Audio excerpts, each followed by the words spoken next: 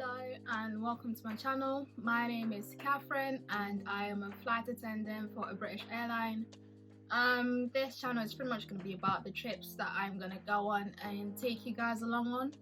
So if you'd like to see more of the trips, the short hauls, the long hauls, the whole nine, the whole package, then obviously stay tuned and we'll get into it as we go along. But before we get into all of that, I'm pretty much going to talk about how I got the job. So it was quite a long process. It took a few months just to get the job, but once I did, I can tell you that it is a dream. It really is. So I'm just going to talk about how I got the job and how you can potentially get the job yourself if that is something that you want to do.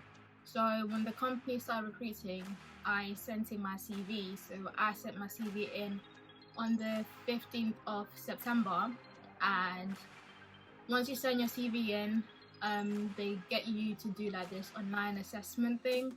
I think the little online assessment is pretty much to see if you're going to be like a good fit for the job. So once I did that, they said, yeah, you've moved on to the next stage, which was the interview. So they told me that on the 18th, and I didn't really hear back from them until most likely end of October. In October, that's when they started sending out the emails saying they're going to start the interview process soon. And then after, I was able to choose what date I wanted to do my interview. So I chose the 15th of December, so it was legit 3 months to the day since I had submitted in my CV. So once I chose my interview date, there was two options I can choose from. It was either the AM slot or the PM slot. The AM slot was from 8:30 until 12:30, and then the PM slot, I think that was from 1:30 until 5:30. Don't quote me on that. I only remember the AM slot. I don't remember the PM one. Yeah, so you get the option to choose whether you want the AM slot or the PM slot, and it's all like a virtual interview and assessment day basically, because right now, because of COVID, they're not really doing the assessment day at Waterside.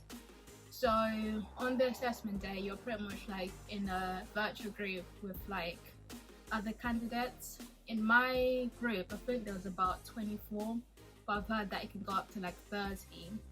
So with this, in the like virtual group, it's like your little group that you can get to speak to throughout the whole day, and those are the people that you're going to pretty much be speaking to most of the day, because on the day you pretty much have like 3 stages or 3 parts to complete. So the first part is your right to work, then your second part is your role play, your one-on-one role play, and then your final part is your one-on-one interview. So most of the time you are in the group waiting to obviously be called into a separate room for you to do one of those 3 things that you need to complete. So with my group, basically once like the representative from the company had introduced themselves, they were like, oh yeah, you can speak or do whatever you want in this group, it's your free space. Everybody went dead quiet, and I was like, you know what, let me just say hi, ask how everybody's doing, like get the conversation going. So don't be afraid to do that, because I feel like that is what they're looking for, somebody that is able to speak to pretty much anybody and everybody, because I mean, it is part of the job, so you have to be able to speak to anybody and everybody. So if you can show that in the group assessment, then I guess if they are working on a points system, you get little extra points for that. So yeah, the role play for me, I think that went decent. And then the next part was the one-on-one interview. That, I can't lie, I was nervous as hell. But what got me through it, and the advice that I'll give to you, is try to have a conversation with the person conducting the interview, because I did that with like my previous airline as well. Like when we're doing the interview, I don't know how with my previous airline, we just ended up speaking just about football. Like the majority of the time we're speaking about football. Like when I came out of that interview, like with my old airline, I was thinking I definitely did not get the job because the person did not ask me all the questions they need to ask me. So I was like, yeah, I don't have the job, but I actually did manage to get the job, and I pretty much did the same thing, and pretty much just having a conversation with the person that was conducting the interview, and it kind of helped me calm my nerves down as well, because it's like they are still a human being, so the more that you try to like associate with them or just build like a little conversation, a little mini friendship, then it helps, because then it helps calm you down, because then you feel like you're speaking to somebody that you've been speaking to for a minute, and you don't really have to worry about what they're thinking and what they're saying, even though you're doing that in your head. But obviously if you don't show it, then I guess they can see that you are confident. So I would say for your interview, just try to stay calm if you need to. I did that. Take a pause if you're trying to think of an answer. Take a pause, drink a little bit of water, because it helps. I did that.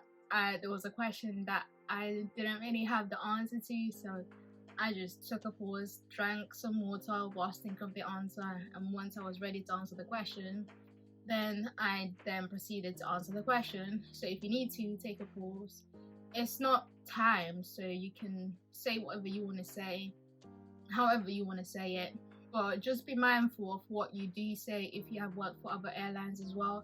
Like, don't diss your previous airlines, because that is not what the company is looking for. Like, would you really hire somebody that is going to most potentially diss you in the future? Probably not. So just be mindful of what you do say, like any negative stuff that you do say. But yeah, what else can I say? It's not too bad of a day. Most of the time you are just waiting in the group and just speaking with the other candidates. So, but you do get breaks in between, so it's not too bad, and the time does go fast. But I feel like mine went fast because it was a morning session. For me, it's like even working, I prefer the morning or the early shifts because time just goes super quick. But yeah, so once I did my interview, they said they would get back to me within like 7 days, but I was only waiting for 5 days to hear back. So I guess I made some sort of an impact, so that was good. What the candidates that do apply say is no news is good news. So if you go like 3, 4, 5 days without hearing from them, then most likely expect good news. Don't quote me on that, but it is a trend that has been seen. If you don't get the job, then you're most likely going to hear back from them within like 24, 48, 72 hours. But yeah, if you don't get the job, don't be disheartened. Obviously it is like heartbreaking and whatnot, but you can try again after 6 months, and most of the time the company is recruiting quite a lot, so don't be disheartened. Just pretty much look back at what you think went right and what you think went wrong, and then just gain more experience, find ways of you gaining more experience, and then apply for the job again, and hopefully you'll be able to get it. The last thing that I would say is research the company, and there are like example questions online, so if you can try and find those online and try to come up with answers, then that's going to help you quite a lot during the assessment day. So if you do that, if you're well prepared, that's also going to help you put yourself at ease. So if you do that, you do your research and you try to have a conversation with the person, then I'm not gonna guarantee it, but most likely you will be able to get the job. But yeah, anyways, that is all from me for the whole application process and how you yourself can get the job if you want to. I'm gonna sign this video off, but my next video is gonna be a roster review, so just watch out for that, because I am going to exciting places. I'm excited for it. Like when it came out, Rusty Night, oh my, like I saw the first trip and I was like, wait, huh? So the second one I was like, wait, what? And then I saw my third one and I was like, okay. Anyways, so all of that information is going to be in the next video. So just like, subscribe and share, turn on the notification button so you can know when the next video comes out, which is going to be my roster review. So again, thank you for watching and I'll catch you in the next one.